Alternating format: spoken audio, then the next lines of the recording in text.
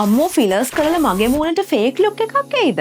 ගොඩක් අය ෆිලර්ස් කරන්න බයයි මෙන්න මේ විදිහට අපේ මූණ ෆේක් ලුක් එකක් එයි, නැචරල් ලුක් එක ෆේස් එකකින් අයින් වෙයි කියන බයට. මොකද ගොඩක් වෙලාවට සෝෂල් මීඩියා සරහා අපි දකින්නේ ෆිලර්ස් කරලා වැරදිච්ච අයගේ රූපරාමු.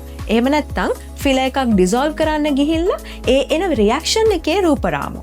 ඉතින් මේ නිසා ගොඩක් අය ෆිලර්ස් කියන නමටත් හරිම බයයි. හැබැයි ඔයා දන්නවද අපිට ෆිලර්ස් කරන්න පුළුවන් අපේ මූණට මුකුත් නොකර කියලා කාටවත් හොයාගන්න බැරි ලෙවල් එකට අපිට ෆිලර්ස් යොදා ගන්න පුළුවන්. ගොඩක් වෙලාවට අපි වයසට යනකොට අපේ මූණේ වොලියුම් ලොස් එකක් ඇති වෙන්න පුළුවන්. උදාහරණයක් විදිහට අපේ මේ ටෙම්පල් ඒරියා එක ඇතුළට ගමන් කරනවා.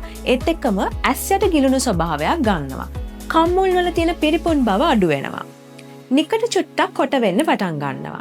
ඒත් එක්කම තොල්වල රැලි වැටුණු ස්වභාවයක් එනවා.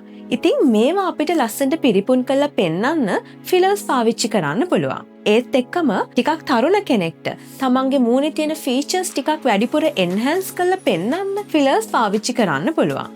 උදාහරණයක් විදිහට ලස්සනට චින් එක ෂාප් කරලා පෙන්වන්න පුළුවන්.